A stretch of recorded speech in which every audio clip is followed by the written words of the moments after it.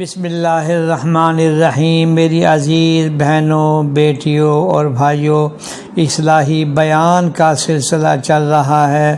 آج میں اتحاد و اتفاق کے بارے میں حضرت صلی اللہ علیہ وسلم کے ارشاد کو سناتا ہوں۔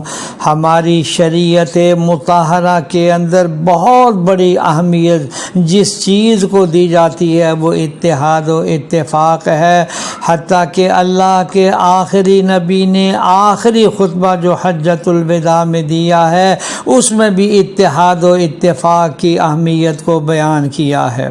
آج پہلی روایت رسول اللہ صلی اللہ علیہ وسلم نے ارشاد فرمایا کہ آپ مومنوں کو آپس میں رحم کرنے، محبت رکھنے اور مہربانی کرنے میں ایسا پائیں گے جیسا کہ ایک بدن ہو، جب اس کے کسی عضو کو تکلیف پہنچتی ہے تو پورے جسم کے سارے اعضاء بے خوابی، بے تابی اور بخار میں مبتلا ہو جاتے ہیں۔ یہ بخاری اور صحیح مسلم کی روایت ہے۔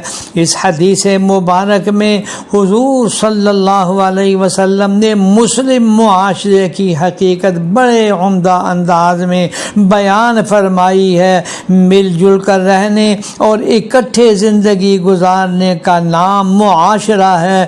اسلامی تعلیمات کے آنے سے پہلے بھی لوگ مل جل کر رہتے تھے۔ زمین کے مختلف حصوں میں لوگ مختلف طریقوں سے زندگی گزارا کرتے تھے، لیکن حضور صلی اللہ علیہ وسلم نے امت مسلمہ کو مسلم معاشرہ کی ایسی خصوصیات عطا فرمائی کہ جن سے انسان کو محض اپنے زندہ رہنے کے لیے ہی نہیں بلکہ اپنی زندگی کے ساتھ ساتھ دوسروں کی زندگی میں مکمل طور پر شریک ہونے کی تعلیم ملتی ہے۔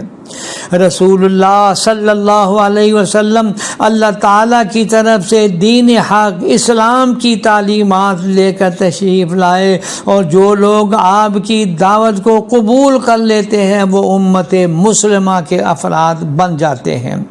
آپ کے ارشاد کے مطابق پوری امت مسلمہ ایک جسم کی طرح ہے اور امت کے افراد اس جسم کے اعضاء ہیں۔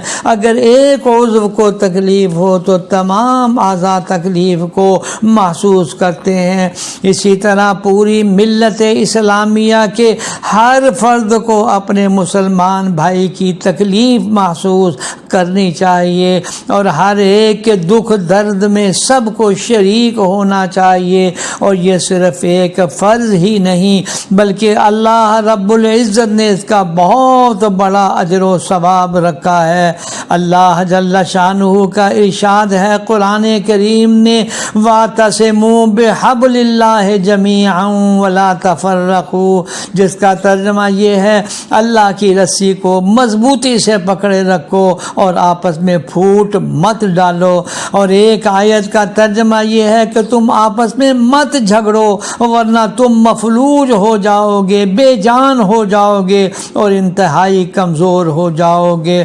خدائے ذوالجلال کے احکامات اور حضور صلی اللہ علیہ وسلم کے ارشادات کی روشنی میں امت مسلمہ پر یہ بات بالکل واضح ہو گئی ہے کہ ہمارے اندر اتفاق و اتحاد کا پایا جانا کتنا ضروری ہے۔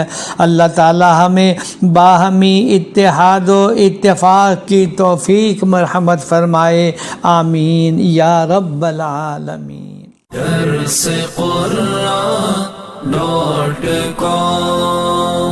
www.darsequran.com